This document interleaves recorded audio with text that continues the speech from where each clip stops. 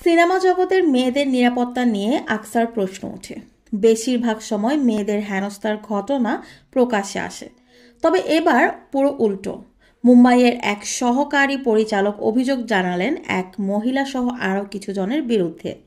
তার অভিযোগ, সেই মহিলারা তার থেকে টাকা আদায় করার চেষ্টা করছিলেন, হুমকি দিচ্ছিলেন তাদের গোপন ঘনিষ্ঠ কথোপকথন ফাঁস করে দেওয়ার।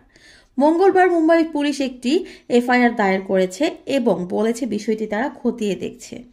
পরিচালক অভিযোগে জানিয়েছেন, ১৩ ডিসেম্বর একটি ডেটিং ওয়েবসাইটের মাধ্যমে ওই মহিলার সঙ্গে তার আলাপ হয়। তখনই শুরু হয় তাদের কথাবার্তা। তিনি অভিযোগে বলেন, ঘনিষ্ঠ কথাবার্তা চলাকালীন আচমকাই বিবস্ত্র হন ওই মহিলা। শুধু তাই নয়, আমার জামাকাপড় খুলে ফেলার জন্য প্ররোচিত করেন। সেই মহিলা আমায় না জানিয়েই কল রেকর্ড করেছিলেন। তিনি জানান, কিছুক্ষণ পর একটি অজানা নম্বর থেকে মহিলার সঙ্গে তার যাবতীয় কথোপকথনের ভিডিও পান। সঙ্গে ৭৫,০০০ টাকা দেওয়ার দাবিও পাঠানো হয় পরিচালককে। এই ঘটনায় তিনি খুবই ভয় পেয়ে গিয়েছিলেন। ওই মহিলাকে টাকা কমানোর আর্জিও করেন তিনি, কিন্তু তার কাছে বারবার টাকা চাওয়া হয়, যার ফলে তিনি ভয় পেয়ে পুলিশের দ্বারস্থ হয়েছেন। পুরো বিষয়টি খতিয়ে দেখছেন মুম্বাই পুলিশ।